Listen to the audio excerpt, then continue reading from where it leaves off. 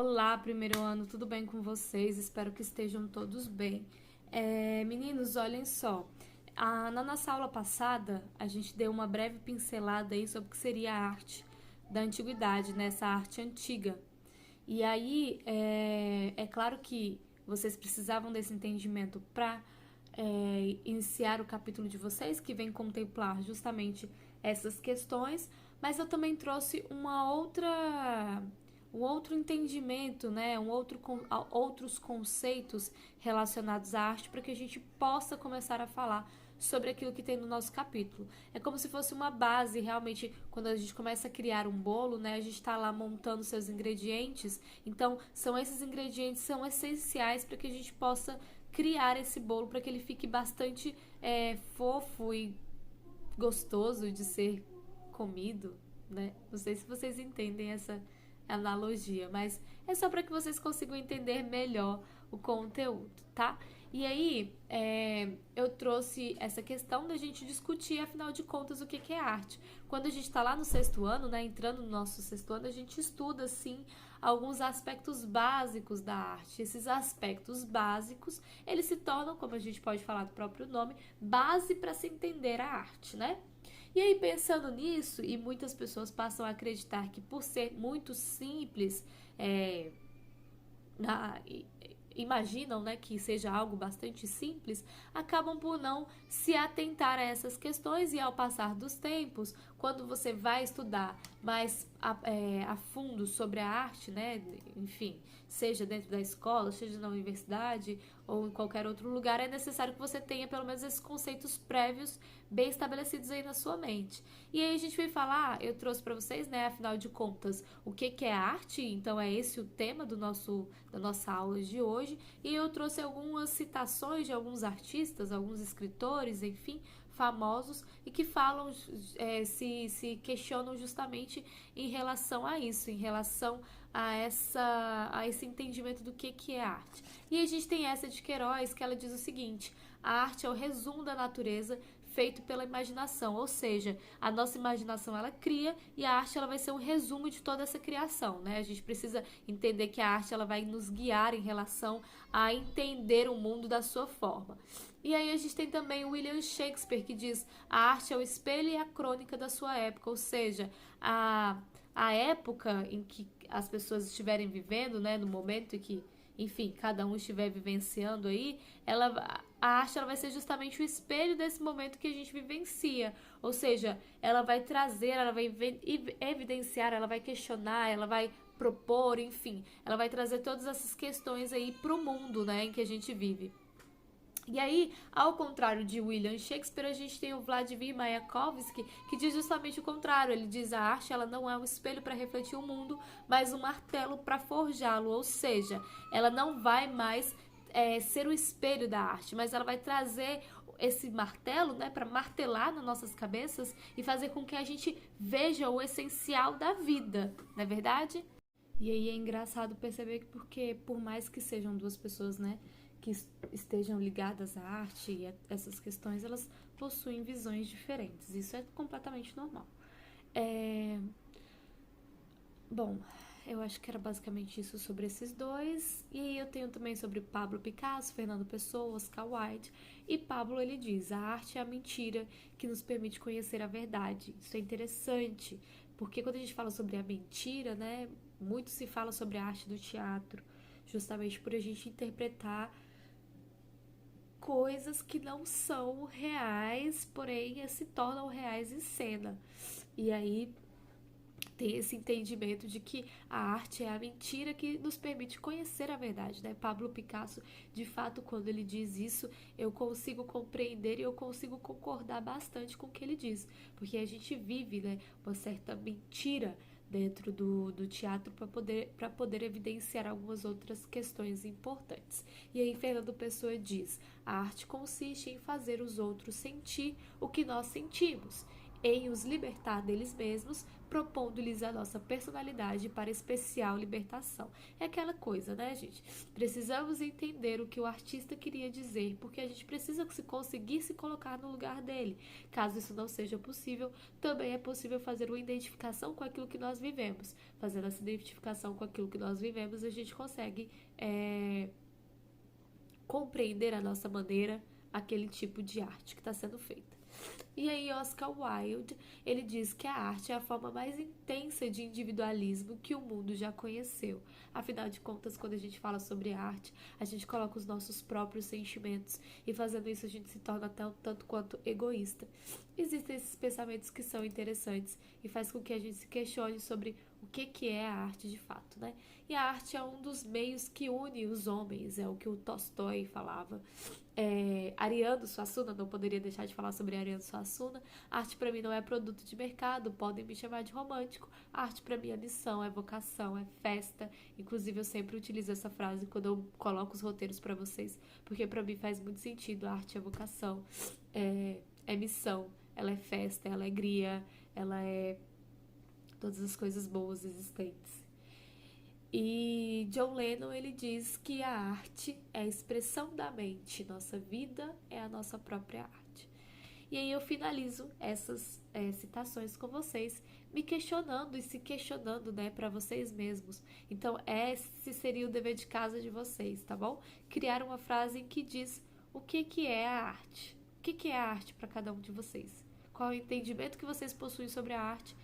Criem uma frase sobre isso e postem aqui no Google Classroom, tá bom? Pode só fazer no Google Docs, no Word, ou pode escrever numa folha, tirar foto e anexar, enfim. Essa é a atividade de vocês, criativa, para que vocês criem uma frase que demonstre o que a arte é para cada um de vocês, tá bom? Gente, onde que nasceu a arte? A gente falou isso durante o nosso bimestre passado, praticamente inteiro.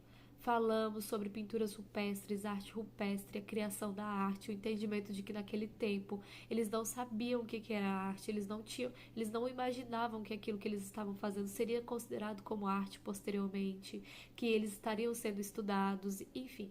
E a arte, ela nasceu nas cavernas através das pinturas rupestres, mas a gente também tem manifestação de escultura, da dança, da literatura, a gente tem manifestação ritualística, manifestações teatrais também, com o uso das máscaras, né?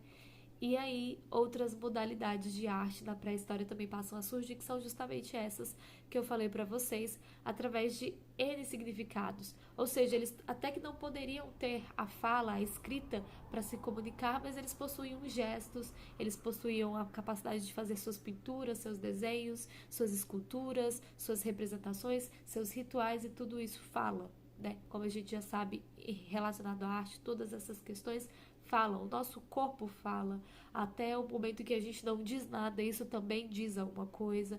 Então são questões a serem pensadas quando a gente fala sobre arte, né?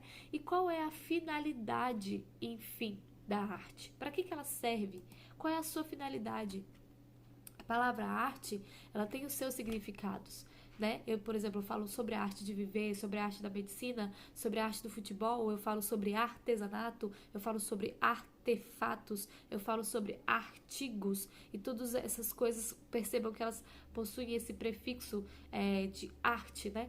E aí a gente fala sobre a arte de escutar, a arte de ouvir, a arte de falar, a arte de se manifestar, a arte de compreender, a arte de se colocar no lugar do outro, enfim, todas essas questões. Então, qual é a finalidade da arte? Para que ela serve no mundo? Ela serve justamente para que a gente possa se expressar, para que a gente possa se comunicar, para que a gente possa colocar e externalizar tudo aquilo que nós acreditamos, aquilo que nós somos, ou então aquilo que nós não somos também, é a forma de buscar entender aquilo que nós acreditamos que nós possamos vir a ser, enfim. São tantas questões, são tantas finalidades, mas eu acredito que todas elas se englobam em um lugar só, que é a finalidade de conseguir expressar aquilo que você pensa, expressar aquilo que você sente, expressar aquilo que você se questiona. A arte, ela está permeando todos esses lugares. Caso você também possua um entendimento da finalidade artística de uma outra maneira, compartilhe com a gente, coloque aí junto com a sua frase que eu pedi como tarefa de casa. Você já pode incluir ela nessa folha, nesse Google Docs, nesse Word, nessa folha que você vai tirar foto, enfim. Já coloca lá, para mim, a finalidade da arte é exatamente isso, para que a gente possa analisar também quais são as diferentes percepções do mundo. Afinal de contas, a gente fala sobre arte e a gente não fala de uma coisa objetiva, a gente fala de algo totalmente subjetivo. E aí, dentro desse subjetivismo, ela pode se tornar também objetiva. São questões, assim, realmente de significações importantes para que a gente consiga compreender ou não, mas que a gente possa sentir. Afinal de contas, ao se falar de arte, eu não falo apenas do mundo concreto, em que existe aqui uma caneta e eu toco essa caneta e eu sei que ela existe porque eu consigo tocar. E não é somente isso, né? A gente fala de sentimentos e sentimentos a gente não toca, mas a gente sabe que existe porque nós sentimos, né? Então são essas questões que permeiam a arte, esse lugar imaginário e não imaginário, enfim. E esses elementos necessários à obra de arte, a gente fala sobre a beleza, a arte e sua relação com o belo, e aí a gente se questiona o que é belo, né? O que não é belo, quais são os conceitos da beleza, o que não é. E a beleza está nos olhos de quem vê, é um ditado popular, então talvez seja uma forma de a gente conseguir responder essa questão. O que é belo? A beleza está nos olhos de quem vê, então depende do ponto de vista de cada um. E quando a gente fala sobre arte, depende do ponto de vista de cada pessoa. É muito difícil eu chegar para você e dizer, olha, realmente isso daqui pode ser considerado uma arte, sendo que ao olhar de uma outra pessoa, sei lá, a Amanda olhou isso daqui e pensou, não, isso daqui não é arte, é apenas uma caneta e ela é só um objeto para ser utilizado dentro de sala, dentro de casa, dentro do escritório, enfim, ela não pode ser considerada arte. É o entendimento pessoal que ela possui. O que eu vou fazer sobre isso? A arte está nos olhos de quem vê, a beleza está nos olhos de quem vê. Então depende daquela história. Me ensina a olhar, me ensina a escutar. Cada um de nós possuímos essa capacidade e possuímos a capacidade também de aprimorar esses entendimentos. E a originalidade, que é a arte, começa onde a imitação acaba. É inclusive uma citação de Oscar Wilde, que ele diz justamente que a arte ela vai começar no momento em que você parar de imitar. Diferentemente quando a gente fala que a arte é uma mentira para nos contar a verdade. Porque se você está imitando, você não está sendo autêntico. Se você não é autêntico, você não está fazendo uma mentira. Se você está sendo autêntico, você não está vivendo uma mentira. Agora, se você não é autêntico, aí você vive uma mentira, né? Alguns entendimentos aí. E o Oscar Wilde, ele dizia justamente que para originalidade acontecer, eu precisava necessariamente que a imitação acabasse para que de fato a arte começasse. Então, são alguns outros pensamentos que envolvem a criatividade, o que é ser criativo, o que é obter o conhecimento da técnica. Vocês perceberam aí que eu já estou totalmente congestionada, né? Eu falei para vocês que eu estou gripada, gente, muito gripada. Enfim, o que é esse conhecimento da técnica, o que é esse conhecimento da criatividade, o que eu preciso fazer para conseguir compreender esses dois, e eles são intrínsecos, eles são necessários para que eu consiga fazer arte, ou eu preciso apenas utilizar dos meus sentimentos? Imagine só se, por exemplo, algum artista do impressionismo, deixa eu lembrar aqui o nome dos artistas impressionistas, Claude Monet. Imagine se Claude Monet tivesse se atentado apenas às técnicas, ele talvez não teria criado coisas inovadoras, justamente porque ele estaria totalmente vinculado apenas à representação de formas, aquele Ctrl+V, Ctrl+C. Ele não iria criar a partir da sua maneira, do seu entendimento de mundo. Então a sua criatividade estaria totalmente defasada para isso. Professora, por que eu preciso entender todas essas coisas para conseguir entender a arte antiga? Porque para que se entenda a arte antiga ou arte contemporânea, antes de mais nada, você precisa entender o que é arte. Você precisa entender qual é a finalidade dela. Então é por isso que a gente fala sobre todos esses conceitos, tá? E a arte, ela vai lidar com o que, gente? Com as imagens, com sons, com palavras, com gestos, enfim, com infinidade de coisas. Afinal de contas, quando eu falo que a arte ela vai lidar com a imagem é tudo aquilo que você vê. Então, ela não é somente uma imagem de um quadro pintado que está exposto para você. É uma imagem que você pode formar, por exemplo, na sua cabeça, como paisagens sonoras, imagens sonoras. O que são essas imagens sonoras, professora? Você está aqui nesse momento e aí chega um colega seu e fala para você: olha, você nem acredita o que aconteceu comigo ontem. Eu cheguei na minha casa de madrugada porque eu estava numa festa e eu fui abrir a porta bem devagarzinho, né? Coloquei a chave lá, abri bem devagarzinho, fez maior barulho, minha mãe acordou. Nesse momento eu já escutei o barulho dos passos dela saindo do quarto e chegando em direção à sala, na porta. E eu nesse momento eu já comecei a me encolher toda e eu, né? Enfim, e aí a pessoa vai te dando todo o detalhamento daquela cena, ela vai te dando todas as características que existem dentro daquela cena para que você possa imaginar com muitos detalhes. Isso acontece principalmente quando a gente começa a fofocar, né? Principalmente os homens que são muito fofoqueiros, né? Eles começam a fofocar lá e não param mais em nenhum momento. E aí eles se utilizam justamente dessa ideia de trazer muitas informações, trazer muitos detalhamentos para a conversa, para que a pessoa que esteja escutando, ela possa ouvir e não somente ouvir, mas ela também possa ver. Professora, como é que ela vai ver? Ela vai ter uma visão raio-x, uma visão raio laser, né? Ela vai ser o ciclope? Não, não é isso. Ela vai ver através do ouvido. Que? Ver através do ouvido? Sim, paisagens sonoras, imagens sonoras, o conceito é justamente esse, o conceito de que você possa escutar e possa ver através do seu ouvido, e que você possa escutar através do seu olho, e que você possa falar através do seu nariz, que você possa falar através do seu corpo por inteiro. Afinal de contas, são construções, gestualidades, sons, palavras, tudo aquilo que envolve o que a arte lida. Então ela vai se envolver totalmente com essas gestualidades, com essas características, com esses sons, com essas palavras, com essas imagens, enfim, tudo aquilo que vocês possam construir, não somente dentro de um mundo tangível, mas também dentro de um mundo que não necessariamente precisa ser tocado para existir, tá bom? E a gente tem a modalidade das artes, ou seja, vocês já sabem, a gente fala sobre pintura, fotografia, gravura, desenho, escultura, música, dança, teatro, cinema, arquitetura, e, enfim, tantas outras coisas mais. E aí tem-se o entendimento de que todas essas leis são bases para a criação da arte, né? Eu preciso de todas elas e eu preciso das modalidades da arte e do que a arte lida com para que se faça a arte de fato, né?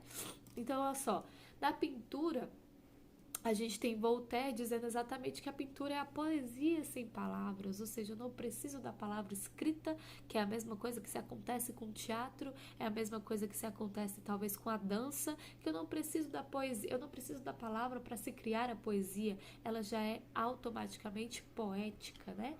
E aí, ó, a pintura ela pode ser figurativa, ou seja, retrato, autorretrato, retrato de grupo, paisagem, natureza morta, pintura de gênero, pintura histórica, pintura religiosa. Então a gente tem uma gama muito grande relacionada ao que a pintura pode ser. E aí, gente, deixa eu ver o que mais aqui para vocês que eu tenha separado. Ah, tá.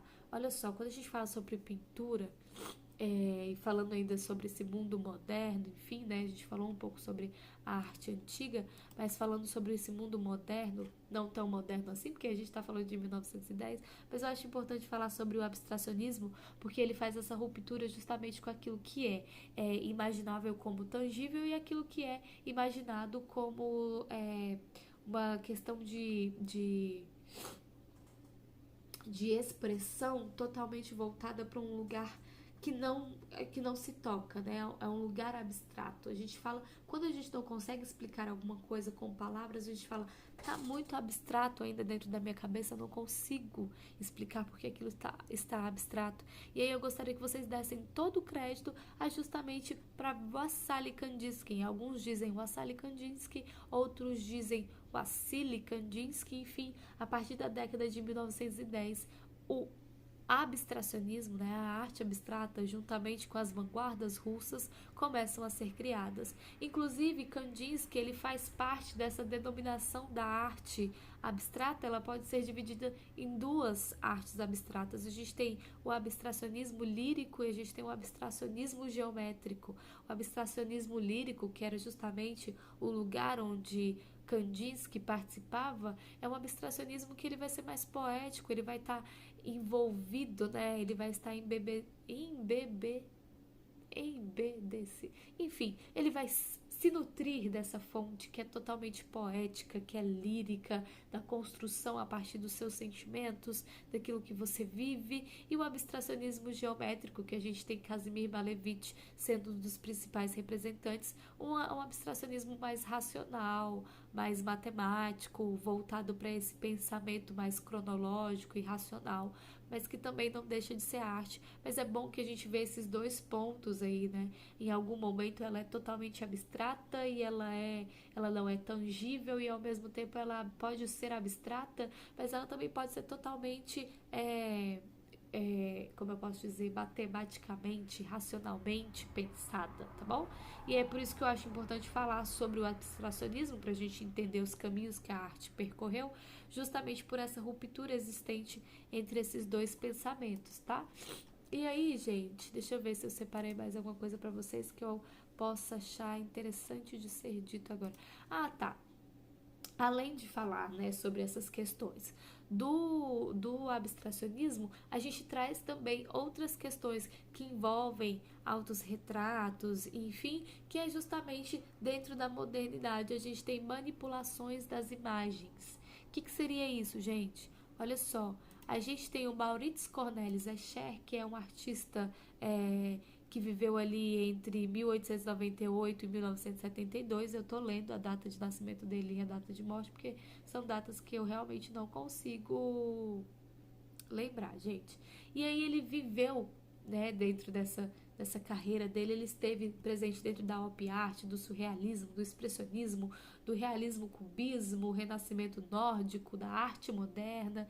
E eu acho interessante falar isso para vocês, porque além dele ser um artista também abstracionista, né, também realista e cubista, e enfim, todos esses istas, ele estava preocupado basicamente em deixar ressaltar em suas obras não somente as suas expressões pessoais, mas em primeiro lugar as suas técnicas. Lembra que eu falei para vocês agora no início do vídeo sobre as técnicas? Então, gente, ele também tinha esse entendimento de que além de falar sobre quem você era, você precisava demonstrar qual era o seu talento. Afinal de contas, quando a gente fala sobre talento, lembre-se que a gente tem aí Stanislavski dizendo que talento não existe, o que existe é trabalho duro, é trabalho árduo, tá bom? Então tem esses conhecimentos, essas ideias aí voltadas para a arte que são interessantes para que a gente pense, analise, se questione, para poder entender um pouco sobre a arte antiga, sobre a arte contemporânea. E a arte contemporânea, eu digo para vocês, gente, ela é um pouquinho mais complicada do que a arte antiga. Eu sinto que a arte antiga, ela tem mais finalidade. Não que a arte contemporânea não tenha, mas ela chega no objetivo. A arte contemporânea, você precisa se envolver naquilo para conseguir compreender. Mas isso são outros assuntos para uma outra aula. A gente vai ficando por aqui. Um beijo, fiquem com Deus. Não esqueçam da tarefa de casa que eu falei aqui no vídeo. Então, para que você possa realizar, você precisa necessariamente assistir o vídeo, tá vendo? Quais são algumas estratégias utilizadas pela tia Cíntia para que vocês façam as atividades e assistam os vídeos. Afinal de contas, eu não posso estar aqui gravando para que vocês não assistam, não é verdade? Eu estou aqui fazendo o meu esforço, né? Utilizando aqui do meu tempo, das minhas tecnologias, aprendendo a mexer e a fuçar alguns materiais, enfim, eu também preciso de vocês, essa disponibilidade. Afinal de contas, estamos todos no mesmo barco, não é isso? Meninos, ficam com Deus, estou morrendo de saudade de vocês, espero que esteja tudo bem. Façam atividade e até a próxima.